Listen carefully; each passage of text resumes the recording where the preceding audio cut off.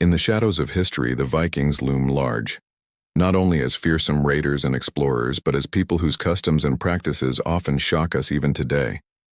Their ships cut through the seas with dragon-headed prows, their warriors left villages in flames, and their sagas carried tales of blood and glory. But what many people rarely ask is what happened after the battles, when the swords were put away and the cries of the defeated died down. The fate of the conquered did not end with death on the battlefield. For those left behind, especially the wives of fallen warriors, the story was often just beginning, and it is here that we uncover one of the most unsettling sides of Viking culture. Welcome to our channel, where we explore the hidden, surprising, and often taboo history of sex and sexuality across the ages. Today, we step into the world of the Vikings, where the fate of defeated warriors' wives will shock you. When Viking warbands stormed a settlement, the clash of weapons was only the opening act. Behind the chaos of battle was a quieter, more personal conquest. In Viking eyes, defeating a warrior meant more than victory on the field. It meant claiming everything he owned, his home, his treasures, his land, and yes, even his family. To take the wife of a fallen man was not simply about lust or desire. It was an assertion of dominance, a brutal message carved into the lives of the defeated. It told the world, this man is gone, and everything that was his is now mine. For the Vikings, who lived in a culture where honor, pride, and reputation were everything, what they did to the women left behind was as much about power as it was about pleasure. But it was never just a simple story of cruelty. Viking society was complex, and the fate of these women could vary in astonishing ways. Sometimes they were enslaved, dragged onto ships and sold in markets across Europe, stripped of their names and identities. Other times they became concubines, forced into relationships with the very men who had killed their husbands. Their bodies turned into symbols of Viking supremacy. Yet in other cases, these women were drawn into the fabric of Norse society, married off or integrated in ways that reshaped their lives forever. And here lies the shock. The wives of the defeated were not always doomed to endless suffering. Some carved out new lives, gained influence, or even rose to positions of surprising power within Viking households. It is this mixture of brutality, survival, and unexpected transformation that makes their story so gripping. The Viking worldview saw women not only as individuals but as carriers of lineage and honor. To capture a wife was to seize a bloodline, to control the future children she might bear. In an age when lineage was power, this act was devastating. Imagine a village burned, its defenders slain, and the surviving women standing among the ashes, staring at the men who had just destroyed their lives. Some would be dragged aboard longships to serve as slaves, others forced into new unions. These were not random decisions. Viking leaders chose carefully, knowing that the women of warriors carried social value. A high-born wife could elevate her captor's status. She might be paraded as a trophy, used to forge alliances, or even brought into marriage if her lineage was deemed worthy. Yet for the majority, the fate was harsher. Across Viking raids from Ireland to the Slavic lands, countless women became thralls, the lowest rung of Norse society. Thralls were property, their labor and bodies owned entirely by their masters. For these captured wives, their previous life was erased in an instant. One day they were partners of proud warriors. The next, they were reduced to tools of labor, serving meals, tending livestock, or being taken to bed without choice. The shock lies not just in the violence but in the normalization of it. To the Vikings, this was not scandal. It was the natural outcome of war. To capture was to conquer, and to conquer was to claim. But history rarely stays in one shape. For some women, slavery was not the end. Norse society, strange as it may seem, allowed thralls a chance at freedom. Some could be manumitted, set free after years of service, and a freed woman could even marry into Viking society. There are sagas of women who rose from the ashes of defeat, who bore sons that later became respected farmers or warriors in their own right. These stories remind us that even in the darkest fates, the lines of destiny could twist in unexpected ways. And then there were the concubines. Viking men, especially chieftains and kings, often kept multiple women, and wives of defeated warriors sometimes found themselves forced into these roles. A concubine was not a wife, not recognized in law, yet she could wield. Among the many ways Vikings justified their treatment of conquered women was through the stories they told about the world itself. Norse mythology was not a gentle collection of tales. It was a harsh and often brutal mirror of life. The gods themselves took women as prizes, sometimes through force, sometimes through cunning, and the sagas spoke of marriage and union as acts of conquest. When Odin pursued knowledge, he did so by outwitting or overpowering. When Thor fought giants, women often appeared as part of the spoils. In this cultural backdrop, to take the wife of a defeated warrior was not merely an act of lust. It was almost divine imitation, a way of living out the cycles of dominance that their gods themselves had modeled. And while this may shock us today, the Vikings saw strength and cunning as the highest virtues. To allow a widow to remain in mourning was not a concern. Instead, she became part of the living record of conquest. If she was beautiful, her body was a trophy. If she was noble, her lineage was a political prize. If she was ordinary, she was still valuable as labor, a body that could bear children or work the fields. The grim efficiency of this worldview can feel jarring, but it reveals something essential about Viking culture. There was no separation between war and life, between conquest on the battlefield and conquest in the household. Some women, however, were not merely passive victims. Historical accounts, scattered though they are, tell us of women who adapted to this new life with surprising resilience. A defeated warrior's wife might find herself remarried quickly, either willingly or unwillingly, to the very man who had slain her husband. In Norse society, remarriage after widowhood was common, and in a brutal sense it made practical sense. A woman without a husband was vulnerable. She could not easily defend her land, raise children alone, or protect her honor. By forcing her into a new union, the conqueror bound her into his household, giving her a new role, however unwanted. The transition was often immediate, sometimes on the very day of conquest. The message was clear. Yesterday she belonged to one man, today she belongs to another. But not all such unions were violent cages. There are sagas in which widows of warriors carved out influence in their captors' households, leveraging their knowledge, connections, or charisma. Some even bore sons who grew into respected chieftains, their origins hidden beneath layers of silence. This is one of the most startling truths. Viking society was not static. It allowed for transformation, even from the darkest circumstances. A woman torn from her past could, in time, shape her future in ways that no one expected. At the highest levels of society, defeated warriors' wives could become pawns in political games that reached far beyond their personal lives. Viking chieftains were shrewd, and they understood that marriages forged alliances. To seize the widow of a noble warrior was to inherit not only her body, but the social ties she carried. Through her, a conqueror might gain land, wealth, or legitimacy. A marriage that began in violence could transform into a political bond, solidifying the power of the victor. The irony, of course, is that the very women stripped of agency in battle became crucial tools in diplomacy. And then there were the trades. Vikings were master merchants, and women were part of their currency. A widow taken in one raid might be sold in another port, exchanged for silver, furs, or weapons. From Ireland to the Baltic, from England to the markets of Byzantium, women taken from their homes became part of a vast web of human commerce. Some ended up in distant lands where the language was strange, the customs alien, and their past lives erased. The sheer scope of this trade is staggering, and it underscores the idea that Viking conquest was not only about plunder, but about feeding a wider economy of domination. Yet even within this economy, the wives of defeated warriors could surprise us.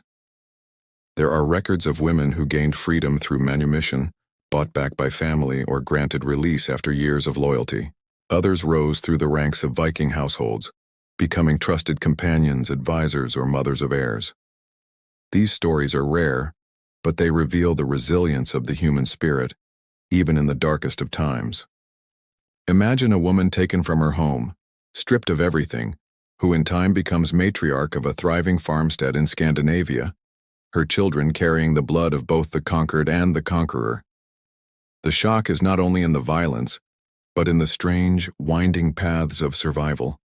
The Vikings were not the only ones to act this way. Across the ancient world, from Rome to the Mongols, defeated warriors' wives were often claimed as prizes. What makes the Viking story distinct is how openly it was woven into their culture, how unashamedly it was accepted as part of life. There was no attempt to hide it, no shame in it. To the Norse, it was as natural as harvesting the sea or tilling the soil. The sagas may not dwell on it, but in the silences between the lines, the fate of these women lingers. And so, when we look back on the Viking Age, we cannot only see the glory of exploration, the daring raids, and the poetry of sagas. We must also see the ashes left behind, the widows standing in ruins, and the choices forced upon them. Their story is just as much a part of the Viking legacy as the shining swords and dragon-headed ships. Perhaps even more so, because it is in their suffering, survival, and transformation that we glimpse the true cost of conquest.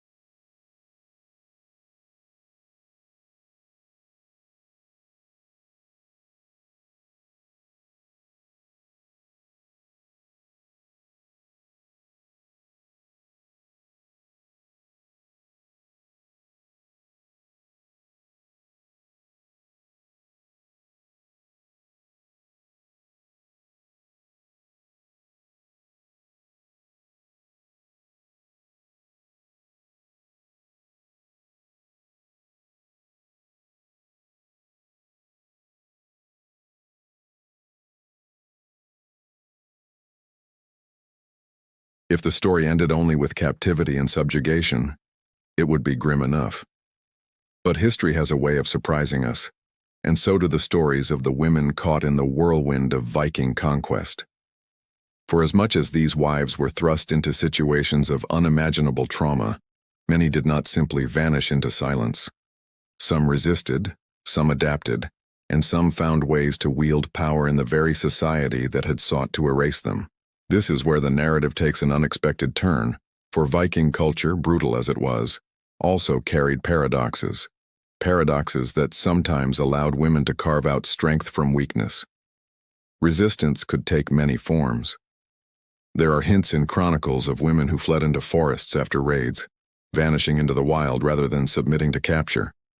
Others rallied surviving kin to strike back, becoming symbols of vengeance. In some sagas, widows are portrayed as fierce instigators, urging their sons to avenge their fathers, spurring blood feuds that stretched for generations. While much of this may be wrapped in legend, it reveals the cultural truth that women were not passive ornaments in Norse life. Even defeated, they could still embody the spirit of defiance. But resistance did not always mean open rebellion. More often, it took the quieter form of survival, of finding ways to endure, and even influenced the households into which they were thrust. Viking society, compared to many of its contemporaries, granted women surprising rights. A free woman could own property, demand divorce, and claim inheritance. These rights did not automatically extend to slaves or concubines, yet they shaped the society in which those women lived. And for a wife of a defeated warrior who became remarried or integrated into Norse life, these customs could, over time, offer footholds. Some managed to secure property of their own, or to protect their children's inheritance.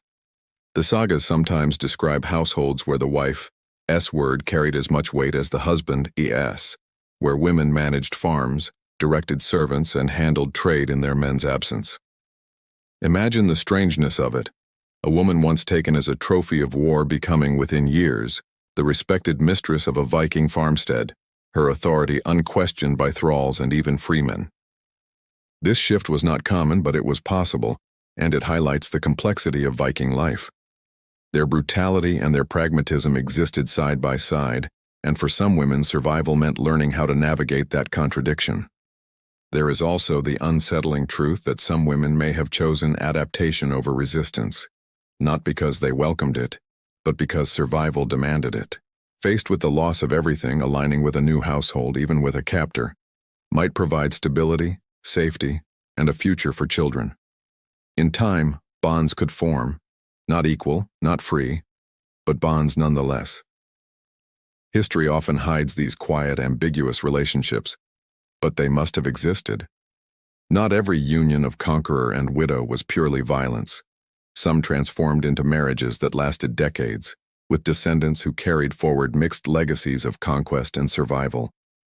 What shocks us today is not only the brutality of the first act, the seizure, the forced union, but the resilience of the women themselves. Despite the losses, despite the indignities, they adapted, they endured, and sometimes they triumphed in ways that defy expectation. A wife who once walked behind her warrior husband might, in the end, stand as the matriarch of a Viking clan, her influence echoing across generations. It is here we must reflect on the paradox of Viking gender dynamics. On one hand, they treated defeated warriors' wives as property, tokens of victory, bodies to be claimed. On the other, their culture recognized the authority of women in daily life more than many Christian societies of the same era. A woman could divorce her husband, could reclaim her dowry, could take legal action. She could manage her household in his absence, wielding authority that astonished foreign observers. This strange duality, brutality and respect, dominance and autonomy, runs through Viking history like a double-edged sword. And it is precisely this tension that makes their story so riveting. Even the mythology reflects it. The Norns, those mysterious figures who wove the fates of gods and men, remind us that women in Norse belief were keepers of destiny. The Valkyries chose who lived and died in battle, their decisions beyond the power of even Odin to undo. In the stories they told, women shaped the very fabric of the universe. And yet in the lives they lived, women often bore the brunt of conquest. This contradiction is one of the most haunting aspects of the Viking world. As we step back from these stories, the question lingers. What do we make of it today? The wives of defeated warriors lived in a world where their fates were rewritten in the span of a single battle. They could be enslaved, sold, taken as concubines, remarried, or even elevated into new forms of power. Their lives were marked by suffering, yes, but also by survival, adaptation, and sometimes resilience that reshaped families and societies. To focus only on their victimhood misses the full picture. To see only their resilience risks downplaying the brutality. Their story demands we hold both truths at once. And perhaps that is what shocks us most. Not only the violence of what Vikings did, but the complexity of the outcomes. For in the ashes of defeat, in the grip of conquest, these women still lived, endured, and in their own ways, shaped the world that followed. Their children carried Viking blood. Their households grew into Viking farms. Their voices, however muted, echoed through the sagas. They were not erased entirely. They became part of the very culture that had conquered them, and so we return to the image with which we began. The battlefield fallen silent, the warriors slain, the wives standing among the ruins. Their fate was not singular, not simple. It was as varied as the waves upon which the Viking ships sailed, sometimes cruel, sometimes pragmatic, sometimes unexpectedly transformative. To understand what the Vikings did to defeated warriors, wives, is to confront a mirror of humanity at its darkest and most resilient. It forces us to see how power, sex, survival, and destiny intertwined in ways that leave us both horrified and fascinated. The echoes of their lives still reach us today, not in the glory tales of raiders and kings, but in the hidden history of women who bore the scars of conquest. They remind us that history is never just about battles and leaders. It is also about the lives caught in the shadows, the untold stories whispered beneath the roar of sagas. And now, we leave you with a question. Of all these fates, which shocked you the most? Was it the brutal seizure of wives as trophies of war, the chilling commerce of selling them across continents, or the paradoxical empowerment that allowed some to rise into positions of influence? Share your thoughts in the comments and let us open the conversation about how history's hidden truths shape the way we understand the past. If you found this journey eye-opening, subscribe to our channel for more explorations into the hidden history of sex and sexuality, where we uncover the stories that textbooks often leave in the shadows. Because sometimes, the most shocking parts of history are not what warriors did with their swords, but what they did when the fighting was over.